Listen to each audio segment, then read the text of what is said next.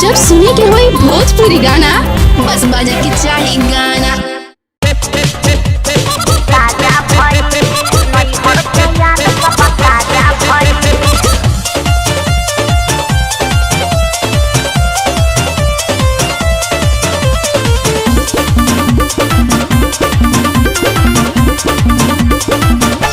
पूरा रात जागल बुझालू भौजी रहू से जिया पलागल बुझालू भौजी जे समझा बोला।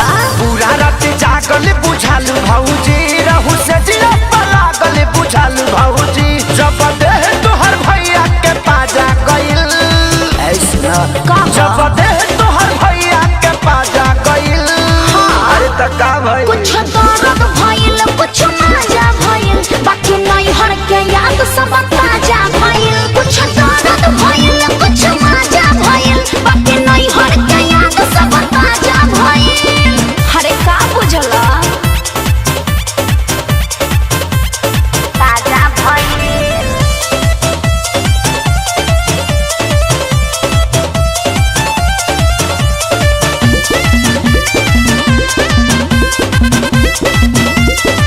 दिल बाड़ू पहिला ही के तू जब सबके दिल हो अच्छा तब कमीली सवाद तोहके का हो ई फील हो बताइबू काहे भौजी बोला ना सुना जे तने ये जनावा पुराना हो खेला बात बुझाव तने तूफान हो खेला। काका चेक बंद करके दरवाजा भइल अरे बोला ना कुछ दर्द भइल कुछ मजा भइल बाकी नहीं हर के याद सब ताजा भइल। कुछ दर्द भइल कुछ मजा भइल बाकी नहीं हर के याद सब ताजा भइल। ताजा भइल नहीं हर के याद सब ताजा भइल।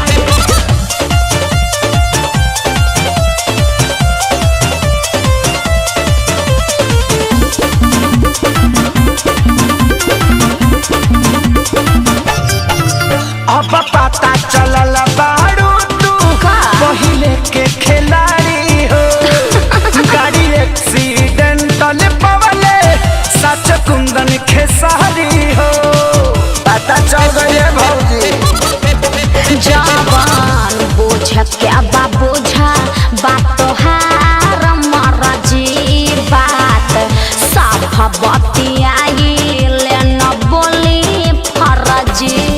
तो कैसे सुर्ती खानी देह आज गाजा भइल बोला ना कुछ दर्द भइल कुछ मजा भइल बाकी नहीं हर के याद सब ताजा भइल। कुछ दर्द भइल कुछ मजा भइल बाकी नहीं हर के याद सब ताजा भइल।